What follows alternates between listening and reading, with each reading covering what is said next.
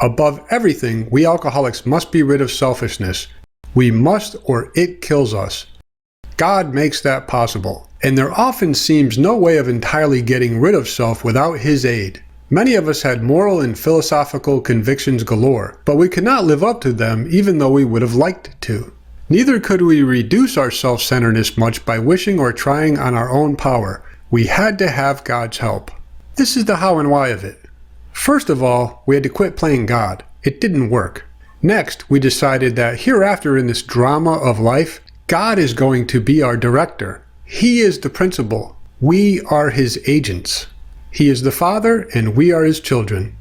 Most good ideas are simple, and this concept was the keystone of the new and triumphant arch through which we pass to freedom. The dictionary definition for keystone is 1. A central stone at the summit of an arch, locking the whole together.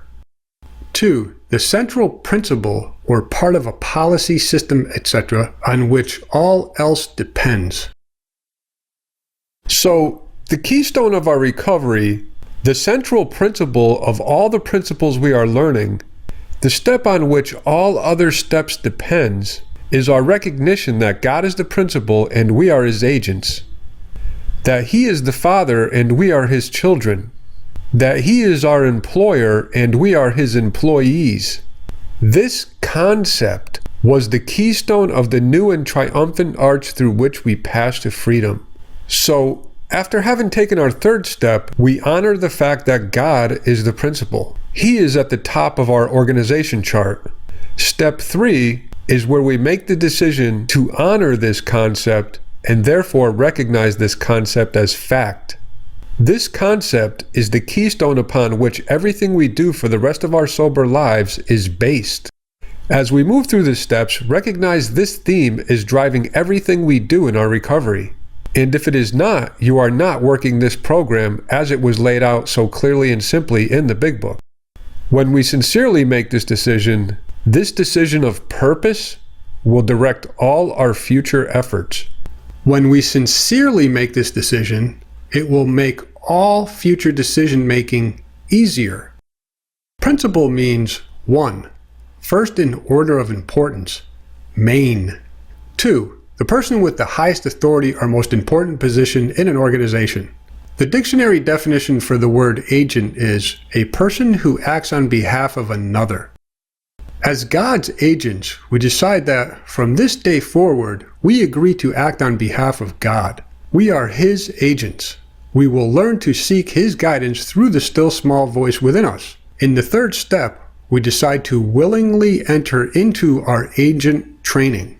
We agree to become God's agents and work steps 4 through 9 so we can clear our channel, the channel between us and God, the channel that allows the flow of spirit, love, power, guidance and direction to us so it can flow through us to others. Now here's a paragraph that tells us what will happen to us and for us if we sincerely make this decision. When we sincerely took such a position, all sorts of remarkable things followed. We had a new employer. Being all-powerful, He provided what we needed if we kept close to Him and performed His work well. Established on such a footing, we became less and less interested in ourselves, our own little plans and designs. More and more, we became interested in seeing what we could contribute to life. As we felt new power flow in, as we enjoyed peace of mind, as we discovered we could face life successfully, as we became conscious of His presence, we began to lose our fear of today, tomorrow, or the hereafter. We were reborn. When we sincerely took such a position and start to see ourselves as God's agents, we start to feel new power flow into us.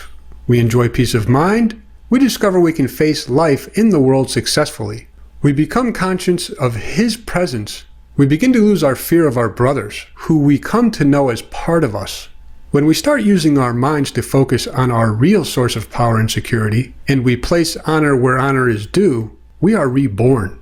When we decide to recognize God as the one having all real power, and we decide He is our creator and we are not His creator, that He is not simply our afterthought, and we identify ourselves as His children, we come to know the truth about who we are in fact as children of God.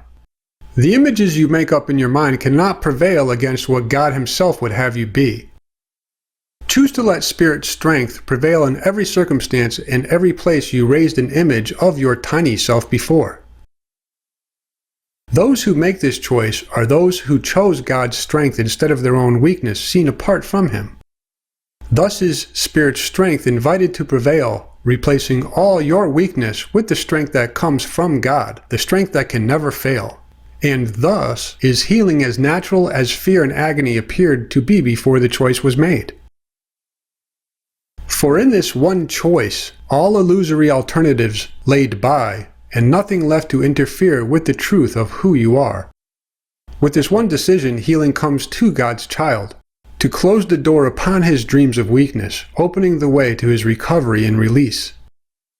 Do not deny Spirit the little gift He asks when in exchange He lays before your feet the peace of God, and power to bring this peace to everyone who wanders in the world uncertain, lonely, and in constant fear. Do not fail to hear Spirit's voice and listen to His words. He asks for nothing but your own release. To your tired eyes, He brings a vision of a different world, so new and clean and fresh you will forget the pain and sorrow that you saw before. To give this gift is how to make it yours, and God established in loving kindness that it be for you.